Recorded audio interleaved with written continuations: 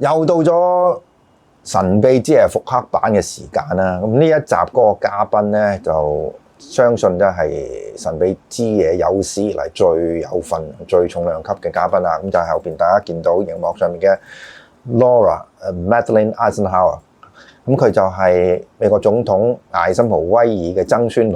咁啊，如果純粹睇個樣咧，就真係餅印咁樣啦嚇。咁啊，事緣咧就係當其時咧就係香港飛鳥學會創會會長方仲滿小姐咧就邀請佢上神秘之夜呢個節目。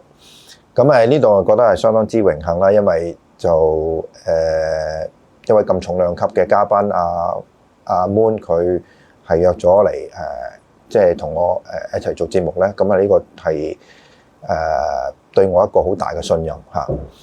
咁呢位 Laura Eisenhower 咧，佢亦都喺個節目入邊咧講咗好多關於佢對神秘學嘅睇法啦嚇。咁有啲大家都覺得即係比較係特別嘅嚇。咁但係咧就佢自己本身都強調咧，佢係同佢嘅家族呢個艾森豪威爾總統係咪見過外星人嚇？例如1952年嘅時候咧，就係傳説有大量嘅 UFO 咧喺白宮上面出現咧，就冇關嘅，全部係靠佢自己個人嘅一啲嘅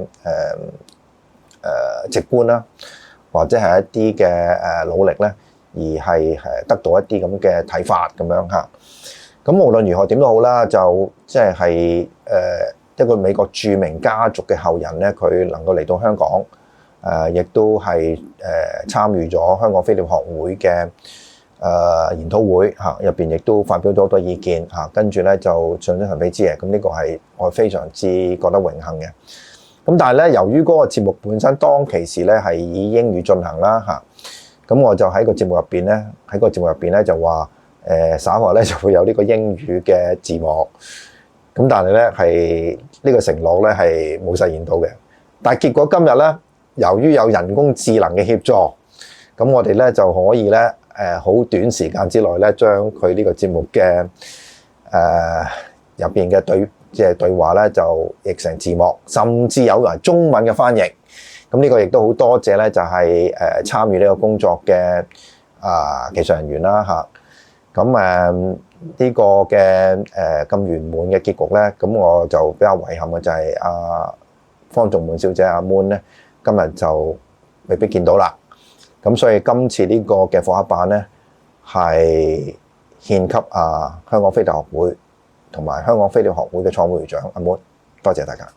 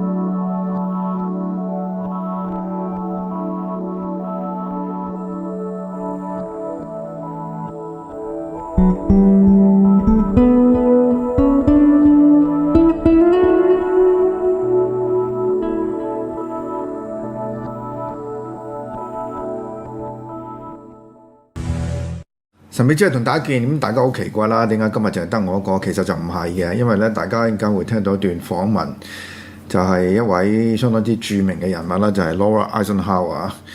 咁佢就同我同阿 Moon 一齊咧3個做節目。咁但係因為咧嗰個節目本身咧係英語進行嘅，咁所以我就需要喺呢度咧作一個簡短嘅介紹咧，用廣東話。個原因就係因為咧我哋而家個時間相當之緊迫啦。大家知道啦，呢排喺香港發生好多事情，咁我自己咧就冇乜時間咧去做一啲後期嘅翻譯同埋字幕嘅工作。咁所以我哋就即係決定咧，就係將呢個節目咧原原本本咁播出嚟。咁但係之前咧，我就會加一個簡短嘅廣東話介紹。咁到稍為得閒啲嘅時候咧，其實我就會將呢個節目咧入邊呢位嘉賓 Laura Eisenhower 咧，佢講嘅説話咧，我哋將佢譯成字幕嘅。咁嗰個節目亦都有包括埋中英文啦，咁啊方便大家去對照。咁但係 anyway 咧，就係呢位嘉賓係一個相當之重量級嘅人物嚟嘅。個原因好簡單，你聽個姓都知啦，就係已故嘅美國總統艾森豪威爾嘅曾孫女。咁佢今次係第一次嚟香港嘅，咁亦都好有榮幸啦。我哋係即係透過阿 Moon 嘅關係，可以請到佢上嚟同我哋做訪問啦。咁佢嗰個背景係好值得大家去留意嘅。而事實上，大家喺之前嘅神秘之夜都聽過我介紹，咁所以但係我今日仍然要做一個好簡單嘅介紹咧，即係等大家知道點解我哋要請佢上嚟。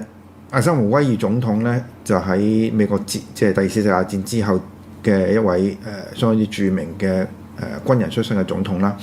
咁喺佢卸任之後就到甘迺迪噶啦。咁喺佢卸任之前咧，其實佢講咗一番説話。咁喺個電影入邊咧 ，JFK 啊，即係 Oliver Stone 導演嗰個關於甘迺迪暗殺案嘅開頭嗰度咧，都有提及佢一個卸任前嘅一個演說。佢特別提到咧，就係美國係受到好可能會受到一個所謂 military industry complex 啊，即係個軍事同埋工業嘅綜合體咧所控制嘅。咁其實呢番説話都好耐人尋味，因為即係當然大家都唔好聽得明佢講咩。咁但係慢慢咧，如果從一個即係所謂陰謀論或者一個外星人嘅角度咧，慢慢可以理解呢個即係事情係點解啦。咁至於佢嘅曾孫女咧，佢亦都好強調一樣嘢，佢今日所得到嘅資料涉及到呢啲陰謀論，涉及到呢啲外星人嘅資料，就唔係嚟自佢嘅家族嘅，係佢自己本身喺一個好細嘅年紀嘅時候咧，有一啲所謂超自然嘅經驗，而令到佢有一個咁嘅取向，而去追求呢種知識。咁如果你第一次接觸嘅話咧，你成日覺得係極度虛妄嘅。咁但係我覺得咧，即係大家可以用一個比較開放呢個態度去聽聽。個原因好簡單，就係基於佢自己本身家族嘅歷史嚇。因為以佢一個咁嘅家族嘅成員，佢去講呢番説話，自不免咧會受到好多人嘅攻擊、批評，甚至可能佢家族亦都會同佢疏離。咁但係如果你從佢自己嗰個簡介或者佢自己口中所講咧，其實佢同佢家族嘅關係仍然相當之良好嘅。咁換言之，可能佢嘅家族本身都起碼唔一定認同佢呢個講法，但係咧就唔會話將佢當成一個即係神經失常啊，或者係完全不可理喻嘅家族成員去咁樣去睇法嘅。咁至於即係呢位羅拉艾森豪威爾小姐佢嗰個訪問嘅內容咧，其實涉及到相當之多角度嘅。咁我而家就盡量將佢好簡化講俾大家聽，就係有邊幾個重點大家可以去理解。其一咧就係喺呢個1920幾年嘅時候咧，其實喺美國或者其他先進即係當其時科技先進嘅國家已經同即係根據講法就係話已經同一啲外星人去簽訂咗嗰個條約嘅。咁呢個亦都牽涉到咧，就係我呢度講緊就係第四世界大戰嗰個起因、過程同埋結果。咁佢提出一個講法，就係同我哋喺歷史書上邊有相當之唔同嘅睇法，就係其實希特拉係俾一啲外星人咧係進行思想嘅控制嚇，佢亦都收到好多信息。咁佢就因為呢啲外星人要即係將以前一啲改造過嘅種族，佢哋要屠殺，咁先至做出一個即係咁瘋狂嘅行為。咁大家可以不同意呢個睇法嘅話，甚至覺得佢只係天方夜譚。但係即係你起碼如果聽咗呢個講話之後，你可以用另一個角度去理解呢段歷史。因為個原因就係因為咧，即係根據佢哋嘅睇法咧，就係第二次世界大戰係未完嘅。佢哋入邊嗰個幾個外星人嘅鬥爭喺地球嘅鬥爭咧，而家到即係都仍然係繼續緊嘅。咁亦都喺地球上邊咧，有好多相當之多嘅一啲即係外星人建立嘅一啲地下嘅堡壘啦，或者係工場。咁佢亦都係提到一位好著名嘅人物啦 ，Philip Schneider。咁我哋喺節目以前都提過，就係即係呢個條約，即係同外星人簽嘅條約本身咧，係經歷過一啲一啲爭端而導致一啲戰爭嘅。至於話嗰個外星人嘅種類咧，佢即係阿 Laura 亦都提到咧，就係其實呢個 Nordic 即係大家會即係想像到啲金頭髮嗰啲咧，就係同呢啲納粹黨有關嘅嚇。咁最重要一樣嘢佢提到咧，就係喺呢個外星嘅基因嘅改造過程入邊咧，有啲人類咧佢係殘餘咗一啲所謂爬行類啊，即係亦都我哋俗稱嘅蛇啦 reptilian 嘅一啲意識或者基因喺入邊。咁當然啦，呢個如果你喺嗰個進化論入邊嚟講，我哋都係喺嗰個爬蟲論嘅進化過程入邊進化過嚟嘅。咁但係佢嗰個講法就係話咧，我哋譬如對外界嗰種侵略性，嗰種缺乏同理心嘅情況咧，係嚟自我哋一啲爬蟲類殘餘嘅一啲意識留咗喺我哋度。咁呢個係睇佢哋嘅講法嚟講咧，就係一啲關乎喺外星人對地球人做過一啲基因改造嘅一啲過程入邊嘅一啲例子嚟嘅。咁喺個訪問入邊，我亦都問過一個問題，就話如果一個咁天方夜譚嘅説法，你會唔會話呢啲所謂 reptilian 啊，呢啲爬行類或者蛇嘅人咧，佢哋會夜晚或者某段時間佢哋會變形咧？咁阿 Laura 答得好清楚，佢話佢自己冇見過嚇，但係佢唔排除呢個可能性。但係最終嚟講咧，就係呢一種係一種意識嘅狀況，唔係講話我哋係個人本身要變咗一條蛇。咁另外佢亦都提到一個咧，就係其實上咧佢喺幾年前啊，即係一段時間之前咧，就被邀請嚇或者被recruit 啦嚇，即係去火星長期居住。咁佢就拒絕咗嘅。咁佢哋亦都會話咧。呢啲去嘗試去做呢班人咧，係同呢個外星人有一定嘅聯繫。咁但係佢太喜歡地球啦，所以佢就拒絕咗呢一個咁嘅火星嘅移民計劃。咁到最嬲尾嗰陣時候咧，即係嗰個訪問嘅末段咧，我就會問佢咧，即係喺地球上邊，我哋而家有啲咩係對人類有最大嘅影響啊？舉個例啦，譬如我哋個天氣嘅變化啦。我哋嗰個科技嘅進展啦，特別係譬如話電腦、互聯網同埋手機。咁我亦都即係會問咗佢一個比較即係大家而家都關心嘅問題，就係 5G 呢個流動電話對人嗰個影響係點樣？咁佢似乎覺得就呢個唔係一個即係好似大家咁擔心嘅一個問題嚟嘅嚇。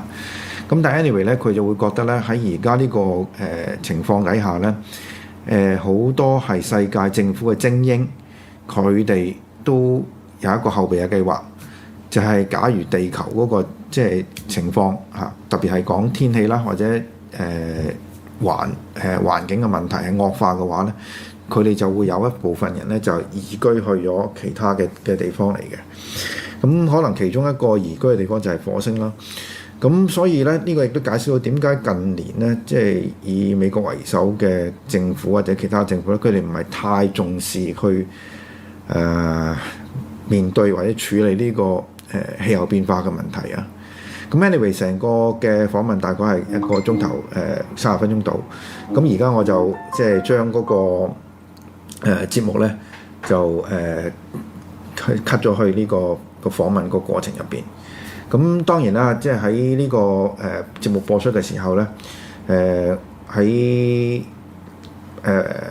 青年廣場，柴灣嘅青年廣場咧，亦都有一個UFO 嘅 Expo。咁入邊有好多相當之多嘅嘉賓嘅，其中係我相當之想見嘅，或者我今日有機會見到嘅就係一位相當之著名嘅意大利嘅 UFO 嘅專家 Roberto Pinotti。咁我哋亦都希望咧能夠喺佢未走之前咧，我哋能夠同佢做到一個訪問，去即係介紹一下梵蒂岡同埋 UFO 之間嘅關係。咁而家唔阻大家啦，咁我再提一提咧，就係呢個訪問嘅內容咧，我哋到適當嘅時間咧，我哋會將佢翻譯成即係廣東話，同埋有英文字幕俾大家去欣賞嘅。OK。It is my greatest honor to have Miss Laura Eisenhower tonight as our guest. 我哋好榮幸請到羅拉艾森豪小姐嚟今晚。You don't need to do the translation because we'll do the translation afterwards instead. So we go straight in English. Oh, I just want to say hi to them. Okay. Hello. And can I address you as Laura? Sure. Okay. And as usual, Moon is here with us. Yeah, we met in Beijing already. Yeah. We did. So Laura, would you mind to do a bit of introduction of your background and why you are in Hong Kong this time? Well, I've been involved in this sort of work for many, many years, and I've had the fortunate experience to be able to travel all over the world to talk about some of the things that I've learned over the course of time. A lot of it has been research. A lot of it has been my own personal experiences that started from a very young age. It started from a young age because I was born into the Eisenhower family, and early on I discovered that there was a lot of extraterrestrial and UFO sort of things going on with his administration, on top of a lot of things that were coming into me based on my own soul journey. And I began to connect a lot of dots. And around 2006, I got recruited to go off planet, and that is what sort of put me in the public eye. And I learned a lot about what was going on behind the scenes.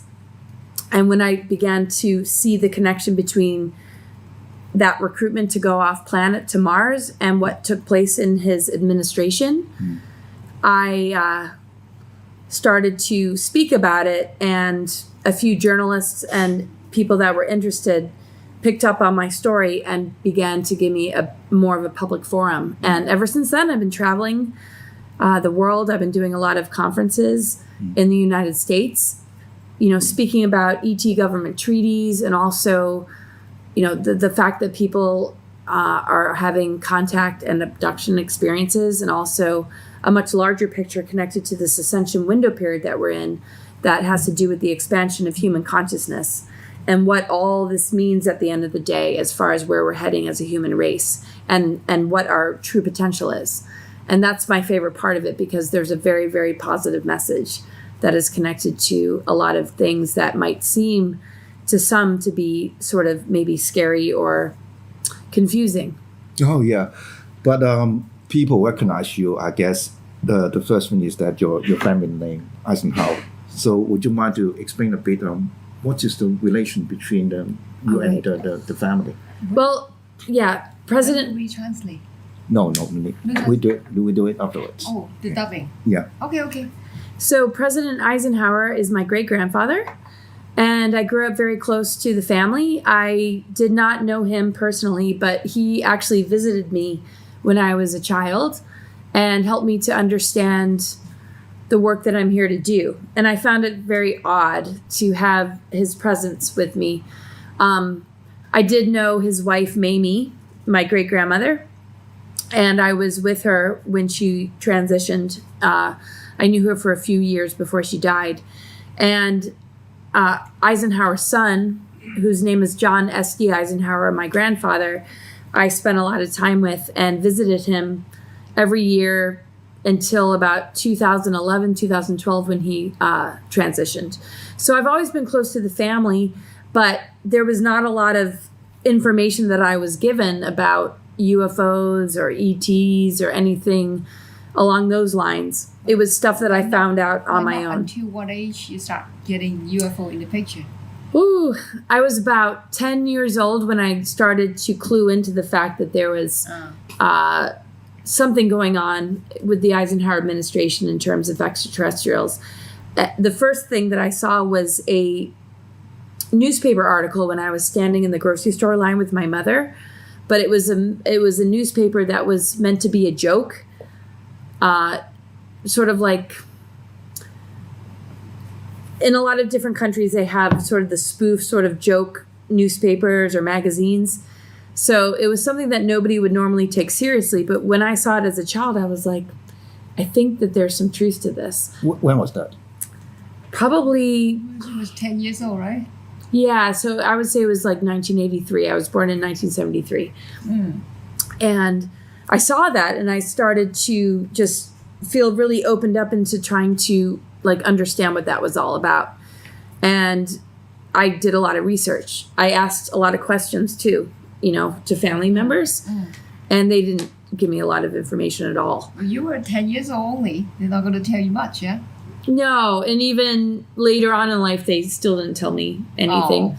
So it's not because I feel that they wanted to keep it from me. I don't think they really knew. I think there was a lot of secrecy and compartmentalization and also a lot of threats because around 1947, a lot of laws were put in place by the NSA and different three-letter organizations that put it into law that if you were to expose these sort of things, there would be huge ramifications. So I think Eisenhower was trying to protect his children and grandchildren. I see. So are you the only one that in your family that had that kind of experience, or do you think? There's nobody else in my family that talks about any of this. But we're all like a very close.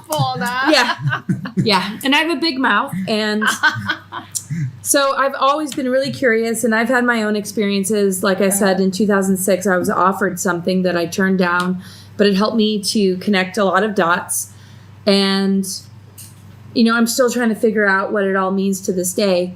And it's not that my family's closed off. I mean, I feel very loved and accepted by them, but it's not anything that they have been given information about. And if they have, we're not very open about it because there might be things that are keeping them from being able to do that. But I sense that they don't really know. Okay. And because, you know, there's so much love and, you know, clarity and honesty between everybody that I'm not sensing that there's something that they're keeping from me. Yeah.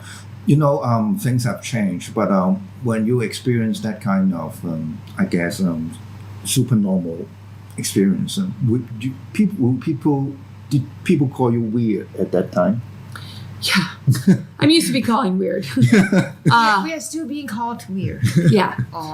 Yeah. And so I think we're in a really critical place right now where humanity needs to open their eyes. And calling people crazy or weird is due to a sort of uncomfortableness with something that is beyond what they were taught in school or what was passed down to them, you know, from their parents or, you know, even society. And most of us aren't talking about this because we're just tapping into something beyond what most other people can comprehend. We're also listening to whistleblowers. We're looking at information. We're looking at data. A lot of what I express comes not just from me, but from clients that I have, from whistleblowers that I've come to know, and from a much vaster history that I've been willing to explore. And I'm an astrologer, and I also, read a lot of books based on, you know, galactic history that has not been given to anyone in the school system. So I wonder, what is this book about galactic history like? Well, there are many. I never read one. Maybe I came across one, but they're not named that way. Right. Well, okay, there's the Voyagers connected to Keylontic Science and Oceana DN. And then there's this Keylontic Science, this word, we were so hard in finding a translation for that. We looked through all kind of dictionary. Yeah, no, that's a tough one. Science, the study of what? Our galactic history, what was originally called the Freedom Teachings, that was the root of a lot of the ancient texts that we hear about. Okay. That ended up getting altered because the freedom teachings, and I'm not like all for one thing that I read. I keep myself very like sovereign. I know that, you know, some things we might want to question, but from what I've come to understand is that these teachings got altered. And the original teachings had to do with soul alchemy and how we can be sovereign beings and connect to 0-point unified field and understand our DNA and our junk DNA and how that is actually representative of harmonic universes that have been shut off to us. And that's why we've been in sort of this 3D Earth experience. And these higher harmonic universes are connected to other extraterrestrial races that have been interacting with humanity or not actually interacting because we are in a very low density. And most of the interactions that we've been having are more from negative agendas that have been seeking to control us. And so it helps us to understand our higher selves, our more advanced DNA potential, and also how we've been locked into this sort of 3D matrix that has to do with lower forms of off-planet or even subterranean cultures that live underneath the earth. And these particular races that are trying to steer us onto artificial timelines to create more enslavement. And when we begin to open up to the truth of who we really are, we gain seniority over these lower entities because we're recognizing the fullness of what we're really made of. And that's really the basis of what my talks are about. And it's not so much like I've read all these books about Keylontic science, but that was one of the few things that I was able to research that helped to validate some of the things that were coming into me when I was a child. You know, particularly being born into the Eisenhower family, it helped me to come to terms with the fact that, okay, Eisenhower's administration had contact with these different beings, but he also was able to relate to more benevolent beings. And there's, you know, groups like the Guardians, and, you know, if we trace it back to our greater history, there's so much more that took place before we ended up in this third density. So you're saying the Eisenhower family actually, or Eisenhower, encountered with these more negative aliens and signed up on this treaty, but he also encountered the so to say good aliens as well. I believe what I've come to understand is he encountered both. The more negative ones had already been creating treaties way before him. The Greada treaties. Before him. Oh yeah. In America. Yeah. So. Oh. Starting in 1926, actually, Phil Schneider, which is one of the first whistleblowers of ufology and things connected to extraterrestrials, said that you mean president before Eisenhower, Roosevelt, and also Truman, and he even mentions 1926. So we have to think of, well, what president was during that time? So the Greada treaties are supposedly renewed every 10 years. And by the time Eisenhower's administration came about, the 3-letter organizations were already in place. So they considered it more of a surrender than a treaty. A lot of whistleblowers said that they weren't even making agreements. It was more a surrender because Admiral Byrd had already tried to invade Antarctica because the bases there already had Nazis and all this, ET technology, and that didn't go well. And then they flew UFOs over the White House in 1952 and intimidated them to the point where... That was seemingly a great case, flying over the White House with radar record. Yeah. Seemingly. Right. And then Project Paperclip happened in 1947, and all these different things took place where the Second World War is not what we know it to be. What we see in the history books is not actually the true story, because that war was not really ever won. And so when we look at Eisenhower as being a war hero, yes, in a lot of ways his heart was in the right place, but we had not gotten a grip on what was actually really going on in terms of, extraterrestrials and these particular, agreements and treaties. And so when Project Paperclip came about in 1947, before the ET government treaties took place, many whistleblowers have said that it was because of this infiltration that these visitations took place. One of the first visitations was with the Nordics, but they were already being told that the Nordics were not a positive group. They were still connected to the Nazis. So some kind of bad Nordic group. Excuse me? Some kind of bad Nordic group. Because we always say Nordic groups are good. Right. Guys. And that was really confusing because that group might have been positive, but they had so much suspicion that they weren't able to come up with an agreement. And because of that, this other group came in and they presented themselves as being a dying race and that they needed our help so that they wouldn't, die out. But this treaty was carrying over. Supposedly, the first agreement, or at least the most major agreement, was with Winston Churchill, Aleister Crowley, and Hitler. And Hitler was supposedly, and I say supposedly because everybody, needs to take it with a grain of salt.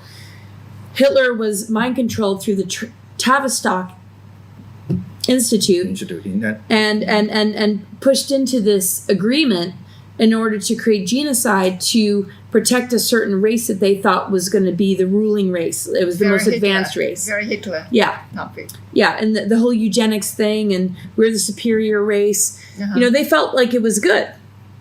But it got out of control because there were other races involved. So the Nordics and the Nazis didn't quite work out and ended up being the Nazis and the Draco reptilians, which have been a huge issue in our galactic history for thousands and thousands of years. For a certain point in time, it seemed like the Nordics and the Dracos were in an alliance. And so the question is, were the Nordics that were presenting themselves to Eisenhower the more positive faction or the ones that were originally a part of that agenda? And so they were confused and there were a lot of different viewpoints about it and they couldn't come up with an agreement. And then the Greys came along, but a lot of whistleblowers like Gerald Light and, gosh, if I could remember all their names, so that there were 4 different beings that presented themselves. Okay, the Greys, the Nordic, the Drago.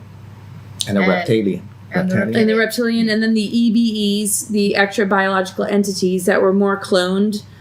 And this all carries over from the Orion Wars. So in my talks, I don't quite tackle the full subject of what happened during that time, but I go back into the galactic history of how our DNA got compromised and how all these higher levels of our DNA connect to these higher harmonic universes and all these original galactic wars, so that in the here and now, where we are as a humanity, we can begin to look at ourselves and begin to solve these issues instead of relying on our governments. Because ever since Eisenhower and Kennedy administration, most of the leaders of our countries have been overtaken or compromised, and they're very difficult to trust and count on. We're dealing with a lot of mind control and MK Ultra and multi-generational mind control and abuses with these 13 families that we know of as multi-generational. What is that? Abuses, and well, it's like the hybrids, right? So if we go back to our galactic history and we look at what became the ruling classes, they had a certain makeup that revealed that they were highly advanced, but they also had reptilian DNA. And so it was like a hybrid of like highly advanced as far as spiritually speaking, or like connected to like Lyra or the Orpheum consciousness that gives them a more advanced position. But because they were mixed with the reptilian DNA, they were easily overtaken. Now, most humans have the highly advanced potential, but if they could use a certain group to control humanity, then they could use it as a food source, because it goes back to these ancient wars of, domination and rebellion that turns into domination, because we're in a free will universe. So the whole idea of power has come into the picture. The misuse of power. How is a person going to play with power? So it's very hard in a free will universe for everybody to use power in a divine way without needing to go through some sort of growth or lessons. And so we dropped into this density to experience reincarnation, to understand the use of power, but certain control groups don't care about learning the right use of power. They want to remain the controllers. It takes wisdom. Yeah, and some races don't care about that. They would prefer to stay in charge. Sorry. I think that the weather is not quite good. The air is not good, so then you got this call. Are you okay? When you are talking about reptilian, do you mean that during some time in nighttime or in some other time they will change their shape into a snake or something like that? We say the queen changed shape. I do feel that there's.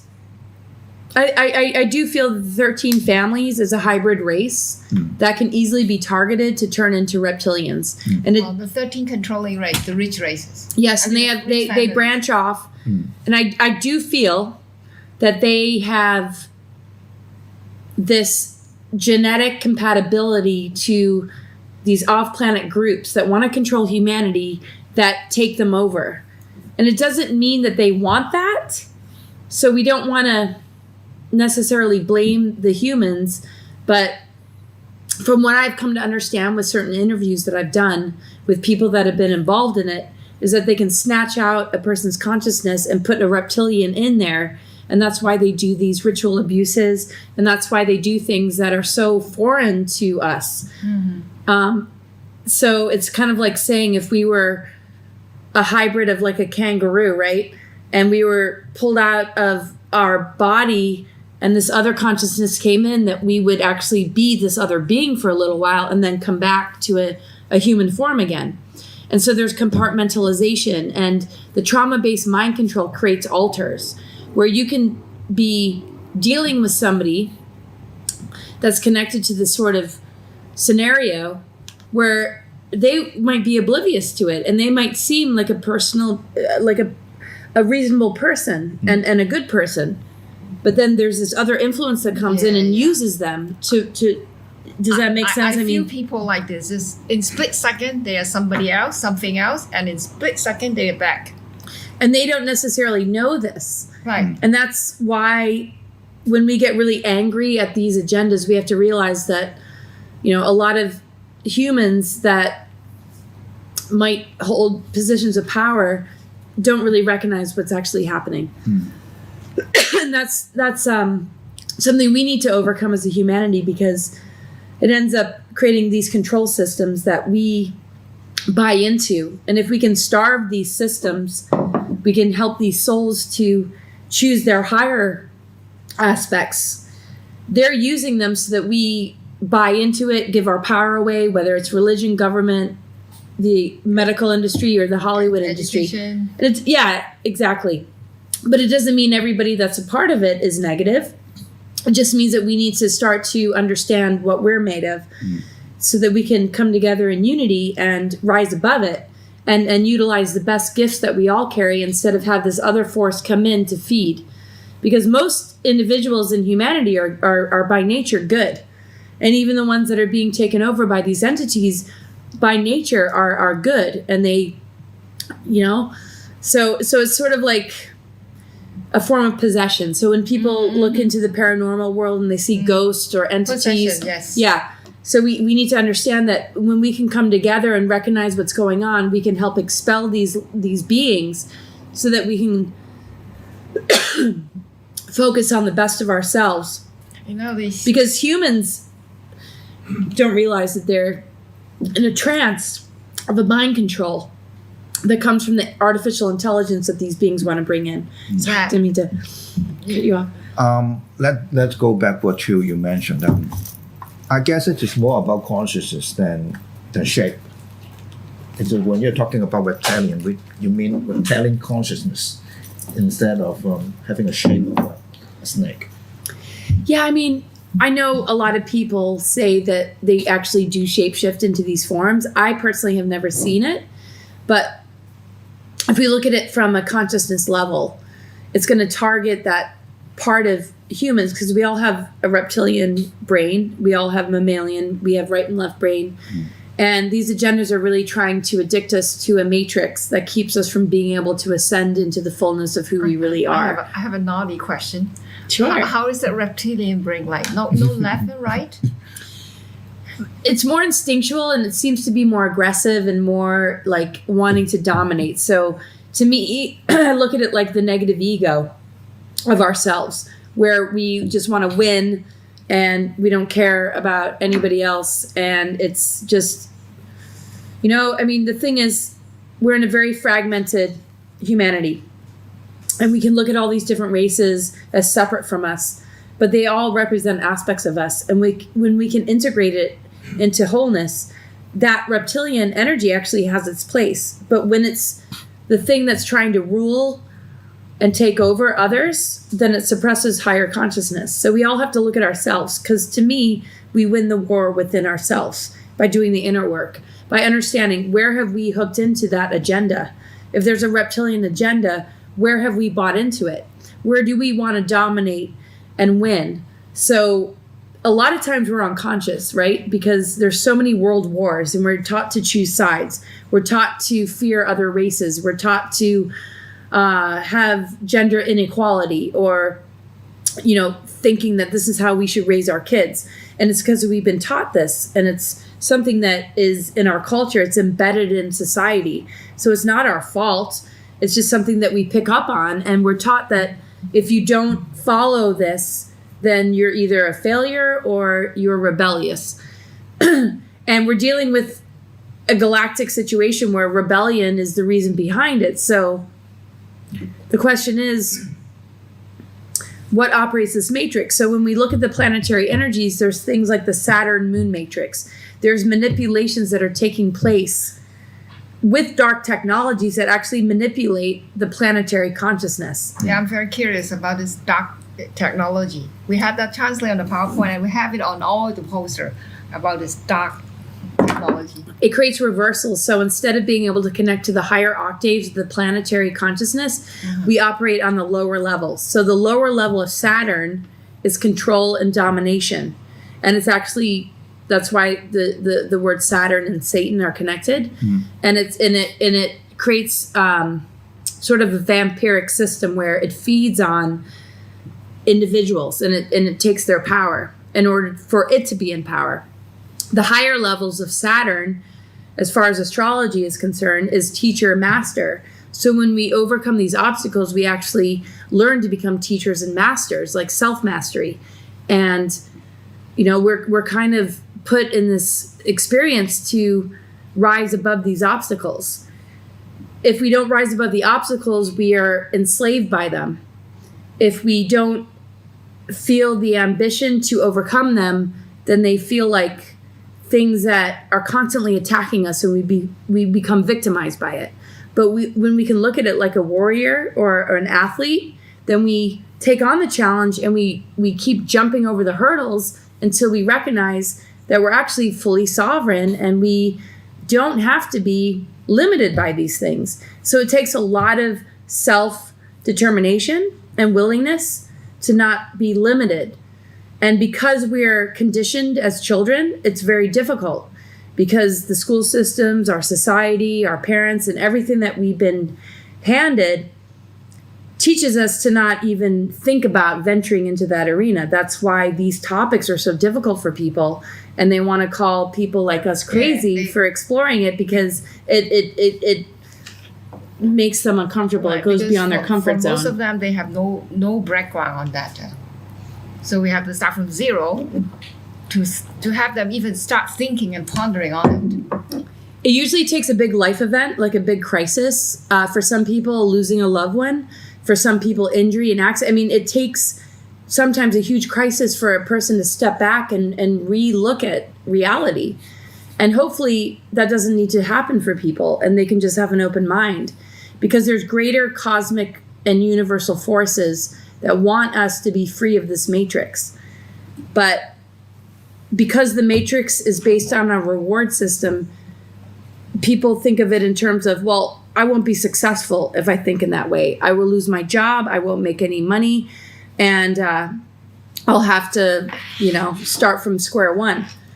And, fear. There's a lot of fear, and it's understandable. And I have a lot of compassion for people that are coming across these topics. And so it was interesting to be born into this family that is considered presidential, this or that. And I was that child that was willing to not be connected to the money, the status, because this family has connected to much more. But they hid family members from these realities. And so Eisenhower was a spirit guide of mine since I was a kid. And he kept just saying, there's much more to this story. And they keep you just not exposing to too many things when you were young. Yeah. But I still have a big mouth. So when you mentioned those cosmic forces, how are we going to connect with these good forces? We have to be willing to just be authentic because it's very organic and natural. So it's just as natural as feeling hungry or wanting to cry or feeling, sadness or compassion for something. It's our willingness to be true to ourselves and say, when this comes up, I'm not going to block it because somebody else doesn't want me to feel it. So we have to give ourselves permission to be real, to be genuine to ourselves. Because when we can do that and not worry about what other people think, then we begin to knock down the barriers. Because if we think about it, men are taught to not cry. Women are taught to maybe, it depends on what culture we're born into, but there are certain requirements or there are certain standards that we are given. And a lot of it is important to live up to because it can help us to be healthy and to have integrity, but some of it can actually limit us as well. So I think it's important that we at least commit to having integrity and being about unity consciousness and showing each other love and respect. But when we feel an urge or a pull to go beyond what we've been taught, that we don't limit ourselves because those limitations are the root of where we experience fear. The only reason we experience fear is because we're afraid to venture beyond what we've been taught. But we mistake that fear for being something that is dangerous, when actually it's something that could actually enrich us and help us to connect to our healing powers, our ability to move into our multidimensional awareness. And so fear, even though those triggers will still come up, we need to open the doorway up and not keep the door closed, because fear is a great teacher. It can help us to access our dormant DNA strands that we need to activate. Oh, when you talk about DNA, we always hear this story. We have 12 strands of DNA. All 11 are broken, fragment. We are functioning on one pair or one string of DNA. And why did it come up to 12? And I heard it from somewhere, I'm not sure it's from you or not, that we are a product of 5 pure tribes. That's why we have 5 fingers. And then there's 7 more hybrid tribes. So add up together to be 12. And then we have 12 strings of DNA in our cell. How true that is? Did I hear it from you or who? Maybe. Okay, well, Yeah. the numbers are similar. So I want to look at my finger. It's not the same anymore after that story. So what I've come to understand, there are 7 root races. When we dropped into this lower harmonic 7 universe, root race, there are not 7 5. root races and Not 5 cloister races. The 5 cloister races are the star seeds. Cloister races. What does that mean? They're star seeds. Starseed. So The star seeds what that have come in to exactly help wake us up. So they're the most advanced, right? So we have more of a connection to the star seed side of us than not. The 7 plus 5 is 12, but the 12, when we look at the higher strands of our DNA, 10, 11, and 12 is the higher harmonic universe that connects to Lyra, but it was still attacked by reptilians, right? So 12, which is 12 calendar years, 12 numbers on a clock, 12 stargates, 12 zodiac signs. 12 apostles. Exactly. It's a very versatile number. But then the number 13 comes in. and in 2010, the sun started to move through the 13th sign of Fiacus. And we started to connect back into the 13. So when we look at the 12 apostles, the 13 was always Mary Magdalene, or at least, the feminine. And 13 also connects to the 13th gate, which is in the core of the planet, and the mother arc. And for thousands of years, that energy was not able to be in the planet. So the 7 root races, the 5 cloister races, were trying to be guardians of the ascension timeline, But the negative races like the Draco reptilians, the Black Suns, and the Sons of Belial came in and infiltrated everything and created these false power structures that demonized the feminine and put everything in reversal codes, so that we would digress as a human race and end up being in a new world order scenario where we'd be further enslaved, implanted, and further dumbed down. So we're going backward. So we'd go backwards, right? And it didn't happen. We actually made it. So could I? We're not in that. From that story, I'm guessing the 5 are kind of the good ones, and the 7 maybe not so good.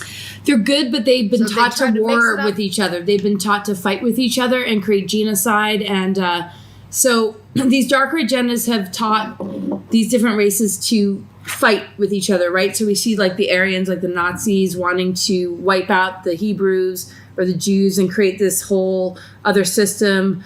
These false Zionists that claim to be the Jews and all these different imposters and what's happened. I don't want to, give too much attention to this particular region because I know there's a lot that are, Okay. but it's created imposters behind certain names of deities, whereas some of the most true ones actually exist around here. And the most powerful stargates exist in this particular area that connect to actually the infinity spiral that exists in our chakra system. So this is one of the most important locations. That's why I'm so honored to be here because, Hong Kong, you mean?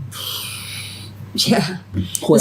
Where? Hong Yeah. Kong. Where? Yeah, well. Where's the pothole in Hong Kong? Yeah, Where's the which pothole? Oh, well, I don't know the exact location. All of a sudden, Let's see you what wake our up. dowsing rod and find it, right? We are getting very excited because we never. Well, we should all look for it together. Where's the Stargate in Hong Kong?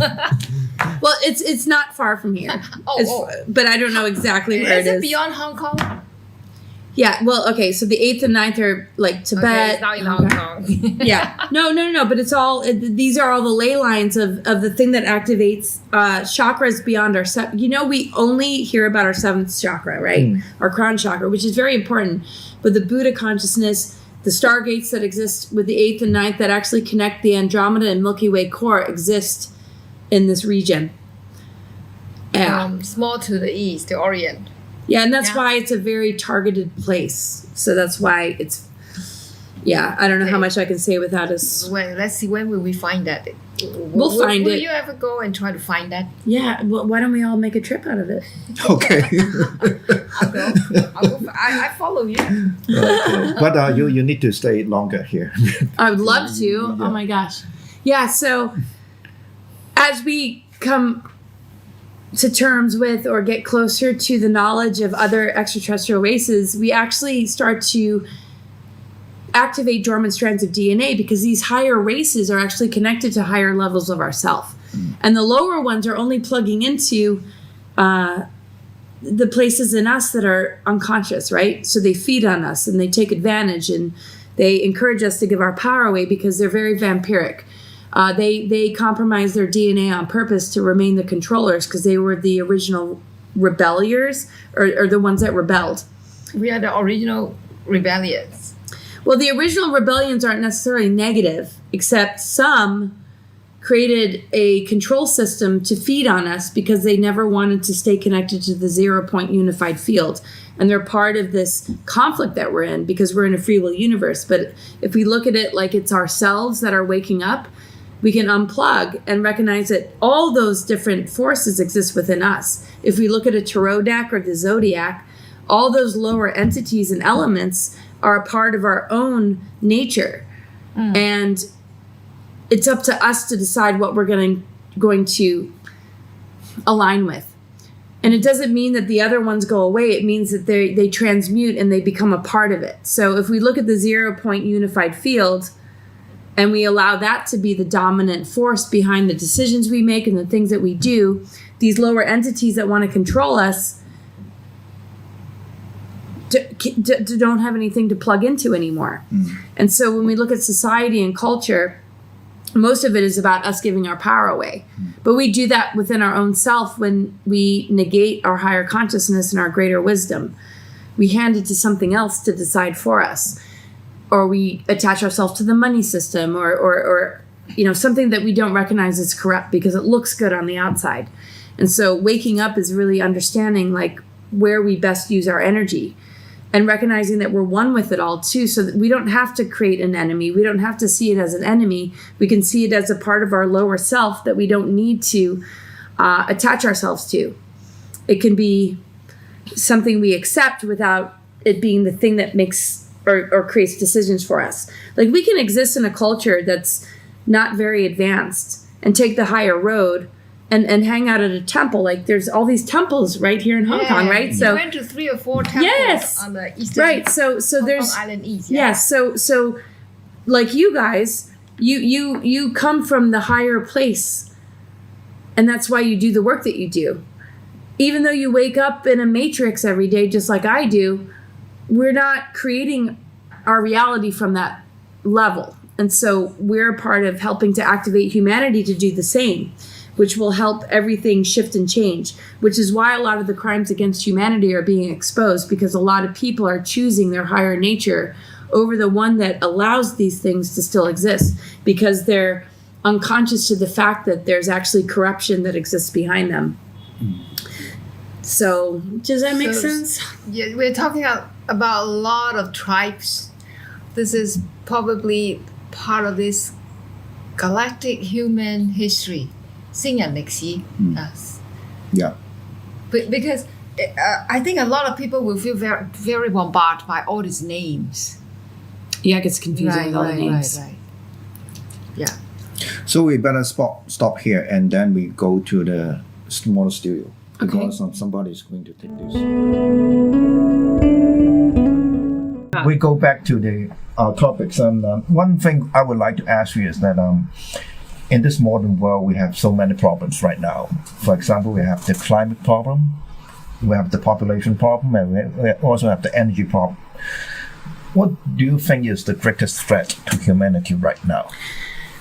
I feel that the greatest threat to humanity is having humans try and run the show too much and not trust nature, not work with nature more closely.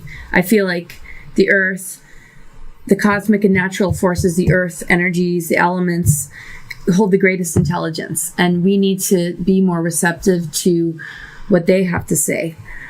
When we introduce too much technology, when we strip the resources too much for our own benefit, and we start to get out of harmony with these natural forces, we create the problems that we're trying to solve. And to undo the problems that we're trying to solve, we can't solve them with greater control or technologies to try and override it, because that can, make problems even worse. I feel like we need to sort of backtrack a little bit. It doesn't mean we need to go primitive, but we need to understand technologies that are more based in sound, color, and frequency, instead of, things that are connected to artificial intelligence or transhumanism.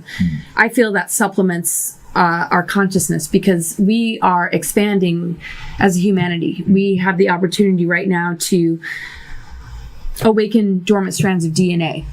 And some of these technologies are going to stunt our growth. And if we can work with natural forces more and its capacity to be able to naturally heal itself, then we can begin to unlock our greater potential and advance ourselves in accordance with certain technologies, but not with technologies overtaking, who we are, and what our potential is. Because I don't think people recognize how powerful we are. And these agendas seem to be targeting our capacity to understand it. And so we look outside of ourselves all the time. And that, I feel, is to our detriment if we do that. What do you feel about the internet or these mobile phones? I think it's a way for us to connect. And I feel like technology is connecting us, and it's got its place. But there are things that are streaming through it that can compromise us and certain individuals, particularly if they're vulnerable. There's a fine line, right? It's like the internet and things like social media has helped us to all find each other. I don't think I'd be here unless we had social media, right?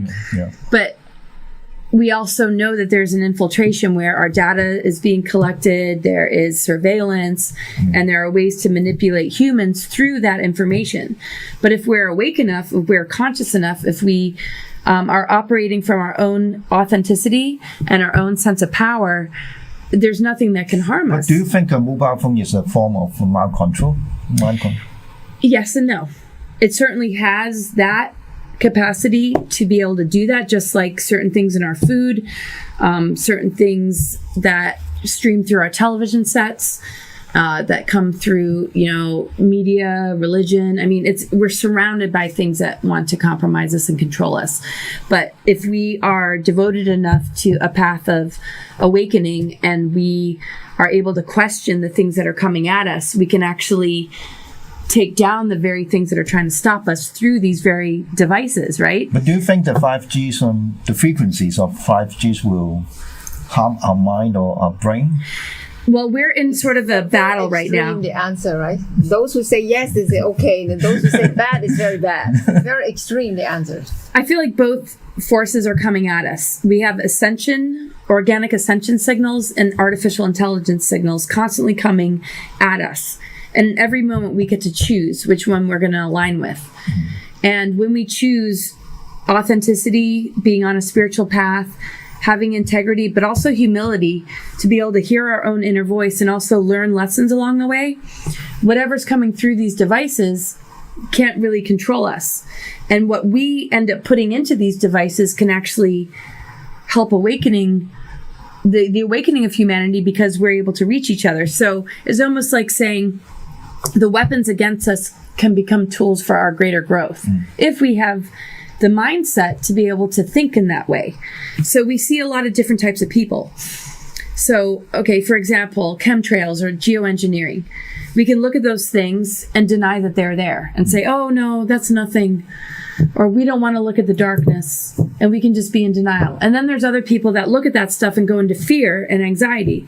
And then there are those that can say, I can use that weapon as a tool for my own growth by recognizing that we're being targeted. And why are we being targeted? Because we're way more advanced than we realize. And if we can understand that, then we can use things like the internet and use things like technology as a way to stream our higher consciousness through it and actually collapse the lower agendas and use this technology as a way to illuminate something much greater than the thing that they're trying to use these devices to stop us from doing, if that makes sense. You know what I mean? Mm-hmm. It's like we can use a knife to carve something beautiful, or we can use it to kill each other. Yeah. So we need to determine how we're going to best use these tools that we've been given.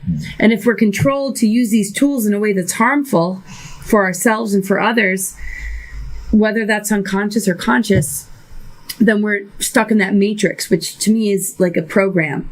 It's a social engineering agenda.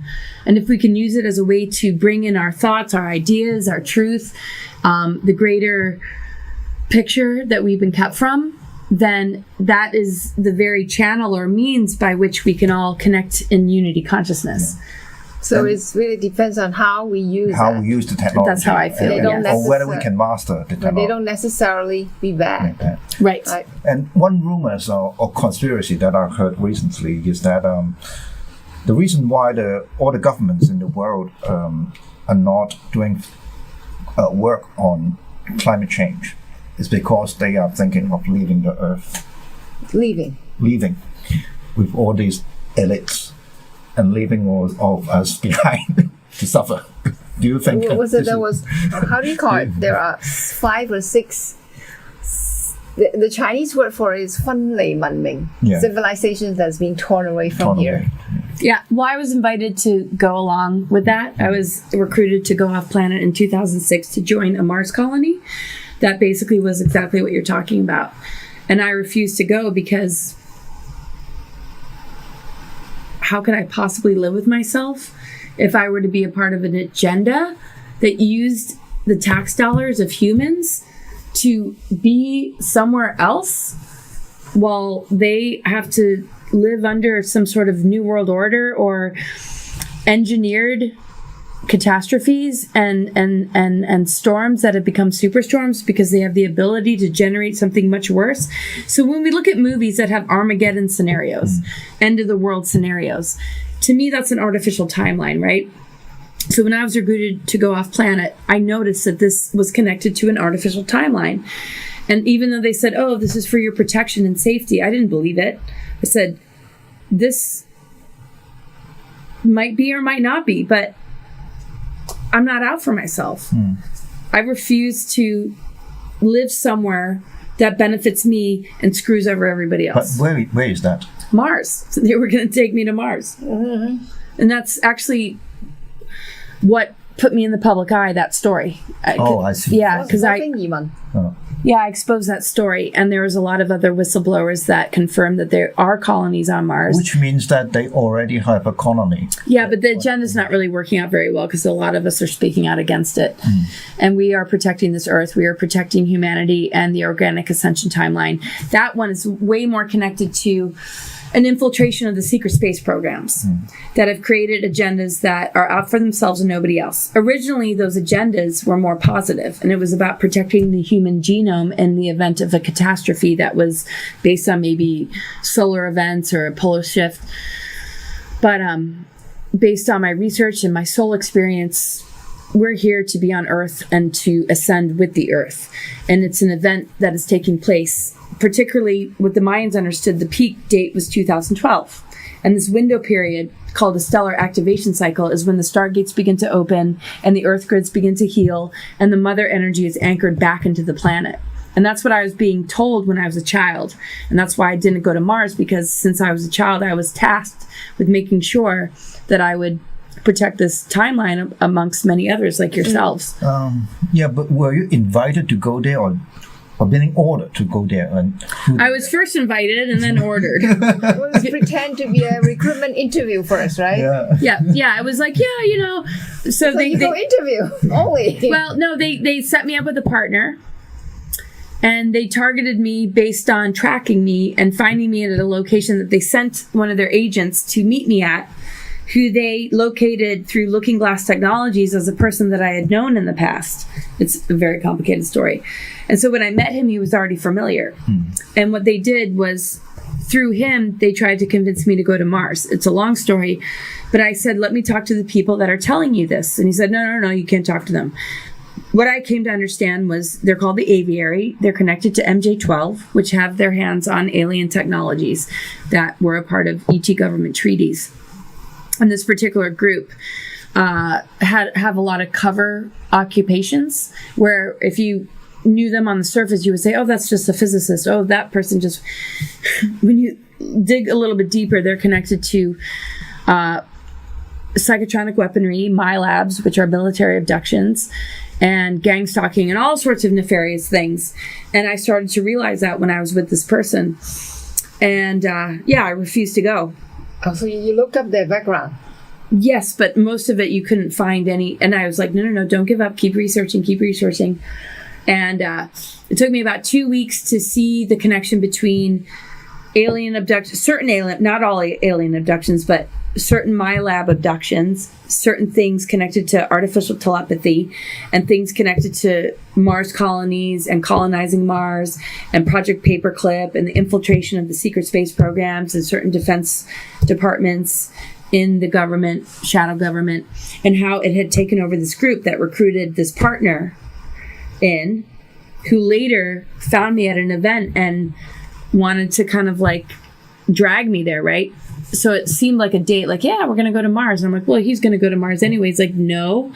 Later on, about 6 months into the relationship, he said that he was sent on a mission to pull me in. Now, when I was with him, I noticed that he was getting phone calls and he was disappearing for days because he would be given codes over the phone and not remember where he went. And he had things that he called handlers. So I started to understand the whole MyLab, sort of multi-generational trauma-based mind control, and things connected to being an agent, while also being groomed to believe that you were being a hero. So when he presented it to me, it was like, oh, this is a really good thing. We need to go to Mars and you need to come with me. And I didn't know a whole lot about handlers or all this stuff, but I researched and I was like, something's not right. I've always been... No, it's always been known to me to stay on Earth. When you said handler, you meant that... He had handlers. But he said, we have a handler for you. And I was like, I don't want a handler. I'm like, what is this? And so I was very rebellious. Well, what is this exactly? Handler. What is it? It means that there's somebody that's connected to like a 3-letter organization, like the CIA or NSA, that has been tasked to control what you do. And they are kind of like So if we were to look at it in a positive light, it would seem like a guardian or a teacher or but when you're talking about a dark agenda, it's a controller, somebody that's going to send you codes or information based on previous abuse that they might have put you through, so that they throw you into an altar where you do things like maybe assassins, maybe sexual slavery, maybe something off planet. So MK Ultra has many branches, like Monarch programming, different projects like Mannequin, and different secret soldier or super soldier programs. And I was never put in those projects, but I was recruited to go into a project that had these individuals. That has some of these elements. Yeah.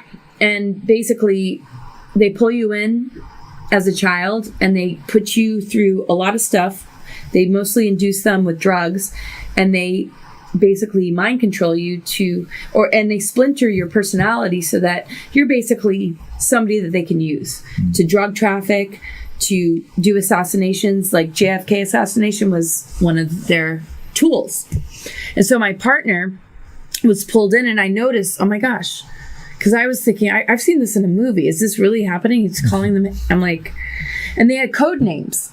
Like, their code names were everything from owl to penguin to Falcon. And I'm like, am I in a Batman movie? Like, what is going on here? Like, penguin.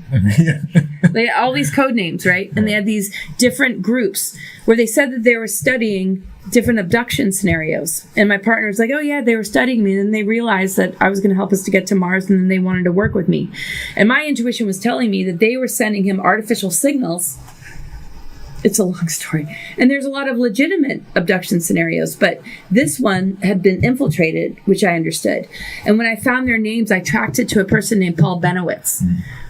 Paul Benowitz was a case where they tried to make him, feel like he was crazy for some of the things that they were going through. But and the whole X-Files series is based on this, actually. I read the book about this guy. Mm-hmm. Okay, so you said you were being recruited. Do you think they recruited you because of your background or because of family? So one of the defectors that were connected to it. So there was the aviary and the aquarium, which were two different groups connected to MJ12 and all these others. So anybody who wants to look it up to verify it, all you have to do is Google Avian, aquarium. So aviary, like the birds. The birds. Yeah. Aquarium, the fish. Yeah. So you got everybody, like I could name names, but I don't know if that's a good idea. I already have in the past, but like Richard Doty, Hal Puthoff, John Alexander. Google any of that with the name aviary. You're going to find these guys. Not all of them are negative. A lot of them came together to try and understand all these different things going down, like all these different scenarios. So I was told that from a defector, somebody that was willing to tell me what this was all about, because I was like, what is going on? A lot of it was because during Eisenhower's administration, the Jason scholars and MJ12 had come together to figure out what these ET agendas, ET treaties were sort of getting at.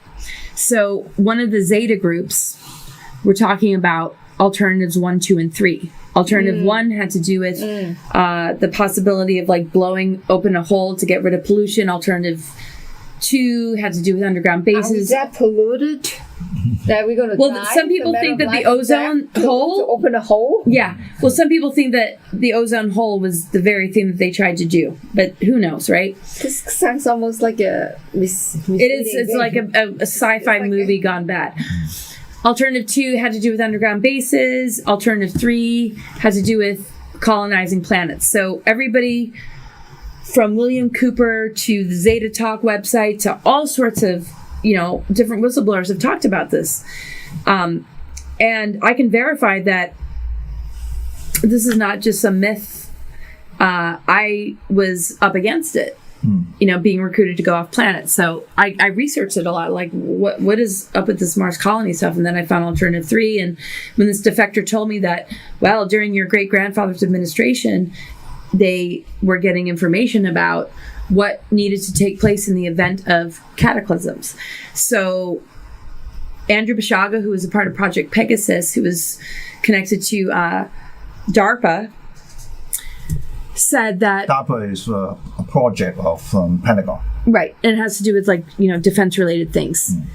Basically, they were saying that I was targeted before birth. They had already had my name. And the whole program was set up that in the event of cataclysms on Earth, that they wanted to protect the human genome.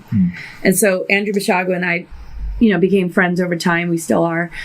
And basically protecting the human genome in the event of a cataclysm, we both agreed was a very smart idea. Of course, if this planet were to blow up, we would want to protect the human genome. But because of Project Paperclip and the infiltration of the secret space programs, it wasn't about protecting the human genome anymore. It was about colonizing other planets, using all the alien technology for themselves, and compromising the human race while using their tax dollars for black ops projects. Yeah. And so once I realized that, which he had realized, we weren't going to go along with it. Well, he was already being used for teleportation and time travel. I wasn't involved in any of those projects. I was recruited to go off planet, and the way it was presented to me was that in the event of a cataclysm, this is how we need to protect the human genome. And I was chosen because you're a part of the Eisenhower bloodline, and because this was decided during the Eisenhower administration that they needed a descendant. But then he also told me, because you're all about Gaia Sophia and Ascension, they didn't want you to do your mission here. They wanted to use you off planet. And so you were right in saying no, because it wouldn't have gone well. And because when I was a child, I was prepared for this window period, which is called the stellar activation cycle, which means that the stargates are opening. Basically, it's like our galactic chakras opening. And it's a time where we're in alignment with the galactic plane, where the Andromeda galaxy and the Milky Way galaxy become one again. And basically, because of all these cataclysms and exploded planets in our galactic history, everything got thrown out of whack, which made us very, very vulnerable to these negative races taking advantage of us. Plus, we were born with amnesia, right? So to make a huge galactic story short, which I don't have all the answers or pieces, we all have to share. That's why we all come together. We are in a position where the planet has healed itself enough to be back in alignment, which is what the Mayans prophesized and many advanced cultures prophesized, that around 2012... The planet healed itself. Yeah. It's sort of like being in a huge collision, like a car accident, right? Exploded planets, Atlantean cataclysms, Lemurian Holocaust, Nephilim wars, electrical wars, Maldek explodes. After Tiamat explodes, we drop down to this lower density. And so everything's been crazy because we're in a free will universe. It's like, wow, okay, what a great idea, free will. And then certain beings take away our free will. But over the course of time, it's repaired itself. And we as humans are conduits of this repair work. But we've been in so many dark cycles of history. The wars got so bad that the mother energy actually wasn't able to be grounded in the planet. And instead, these dark reversals that have been manipulating the Earth grids, the stargates, and the platonic solids, like the dodecahedron. So that's what you say, that's the matrix. The matrix. Yes. Okay. Right. And so it was all like reversals, right? So they created religions to give us a false sense of, oh, everything's great. No, just pray. And, but the dark reversals had to do a lot with the satanic stuff, the Baphomet and the Dark Mother reversals that would cause us digression. In 2010, the timeline switched, and that's the same time that the sun started to move through the 13th sign of Fiacus, which is ruled by the ether. It's the only zodiac sign ruled by the ether. And when we look at the ether is the circulation that we hold with the cosmic forces, with spirit. And when we can align with that, which we are right now, then all this lower density stuff, disease, poverty, injustices, all this, degradation that we feel because we have been in reversal mode, that's why humanity has suffered so much, starts to correct itself. But they keep trying to push these agendas so that we stay mind controlled, right? So now we're in a period where we can actually heal as a human race. But as long as we're still watching the television and we're still buying into the propaganda, we're not going to be able to adjust ourselves accordingly. So it's like saying your true love is finally here, but you don't believe he's here because you're so traumatized and you expect everybody to kill you and hurt you. That by the time it shows up, you're going to be like, no, I can't. So here we are, at a time in our history where we can all... story. Yeah, that's the best way. Right. So, yeah, I mean, we got to simplify it, right? Because it goes over all our heads. So this has been the basis of my research after getting out of that Mars recruitment is, what does this window mean? Because I know this is what I'm here for, not going to Mars. Okay, one last question. You mentioned a lot of time about stargates. So are there any real stargates in this world, or how? There's 12 supposedly, which I'm confident of. There's 12 stargates, just On like Earth. there's 12 zodiac signs, 12 Earth. strands of DNA On Earth. on Earth. But it connects to the galactic. It connects to everything, right? So we have all that as well. And so the Everything is 13 is a 12. very significant number. If we look at the 13 Everything is families, 12 then. yeah, everything is 12 hands on a clock, 12 strands. But the reason 13 is so important is because if we look at the 12, why are we still looping? Okay, yes, we've been dumbed down to a much lower strand of DNA. But even if we were advanced enough to embody our 12 strand, which is the true template, why did that not work before? Because we used to hold that full capacity. So when we were in the Lyra system, which is 10, 11, 12 dimension, it got attacked by reptilians, or this group, because the free will universe created a lot of differentiation and imbalance, which almost invited this warring race. Similar to when we're out of balance as humans. It's very easy for us to become sick or become invaded if we're not in balance, right? We know that when we're not in balance, we're vulnerable. We know that balance keeps us healthy. So 12 strand isn't enough. 12 signs of the zodiac isn't enough. 12 hands on a clock isn't enough. And so the Mayans understood the 13 moon calendar. Chinese medicine understood the elements and understands everything about true healing, right? So when we put all that together and we add the 13 connects us to the 0 point neutron field that connects us into Andromeda galaxy, which starts to activate our galactic chakras. And there's only a few advanced cultures that can help us. Chinese medicine being one of them, the I Ching being a gateway level of awareness and understanding, and also the Mayan calendar, because it's based on the 13 moon calendar. And then the galactic zodiac, which incorporates the 13th sign of Ophiuchus. Because once we connect into the 13, then we're connected to the Trinity, because 13 connects to the 15 and also the 14, which is basically the Trinity. When we're not connected to the Trinity, we're very vulnerable. And so when the time matrix almost completely died and got destroyed because of all these galactic wars, a new seeding of humans took place, which is who we are. And we're advanced humans, all of us. And so they targeted us. Most humans are asleep because we've been targeted, not because we're not advanced. And we've been taught to believe that we're not advanced, or we've been taught to never even question whether we're advanced or not. And so our DNA got manipulated. We got thrown into this lesser thing, this tree of life, which is the true template, turned into the tree of knowledge, which is duality. And instead of learning true self-knowledge, it's been targeted with mind control. So we would never be able to attain true knowledge. And so these other power structures have taken over ever since. And now we're in a period of great awakening, but most people don't accept it because it goes so much out of their comfort zone, because the political, religious, and school system and medical industries have not on purpose, because so many are good in what they do, have not realized the agendas that are working through them. So we're in a time where a lot of ascension symptoms are coming up. People are freaking out. People don't want to know the deeper story. Other people want to know, but it's too much. And some people are just getting really stressed out and kind of sick. And we have to understand that it's a true love story. We have to understand that, like, it's not as freaky and scary as we feel. We have to know that the ramifications of not being authentic is the only thing we need to worry about. We need to come together in integrity, love, unity, mutual love and respect, and be willing to think outside the box. It doesn't mean you need to believe or trust everything that I'm saying. It means, though, that number one, we need to not accept a bad relationship, right? So if we were married to somebody that controlled us or treated us bad, we would want to get out of it just as much as we want to get out of a society that deceives us and lies and betrays us. Most people are afraid to see that that's actually what's happening. And I don't mean that every person in the political arena is like that. But if we put ourselves first without being selfish and just say, what is my truth? And understand that our body is like, kinesiology, we muscle test. Does this resonate or does it not? We have to trust ourselves a little bit more, because right now we have no choice, because anything less than choosing ourselves is detrimental. So to me, authenticity is the prerequisite to unity consciousness. Once we are willing to love ourselves and know ourselves enough, regardless of the friends we might lose, regardless of the jobs we might not want anymore, regardless of the changes we need to make, that's the first step.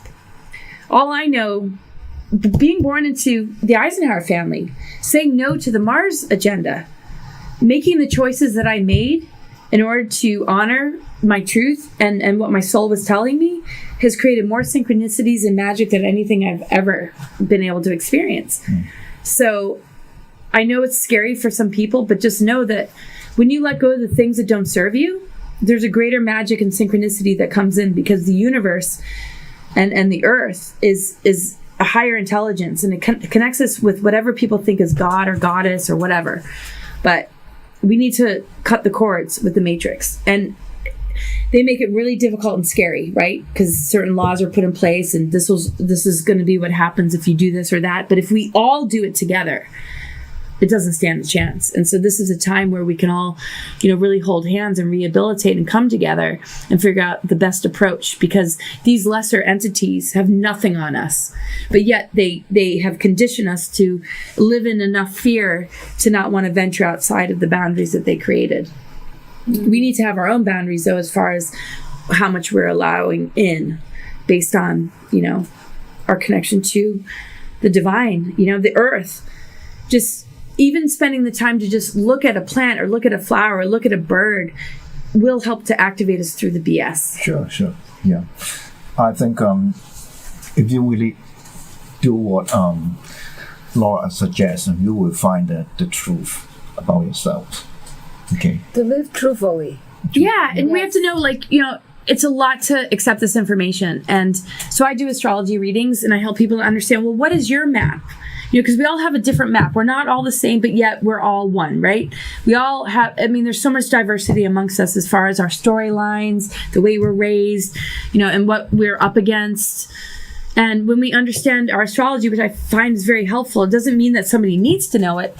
But if you're really struggling, the more you know yourself and you understand the root behind whatever sickness you might feel, whatever stress, anxiety, or fear, when you can understand the root of it and also see where your greatest potential lies and what direction is best for you to move into, so you can get those activations, you're not going to feel as jaded or alone. And the time of isolation is over. We need to come together. Even if this information is over your head, I'm not here to say this is the truth.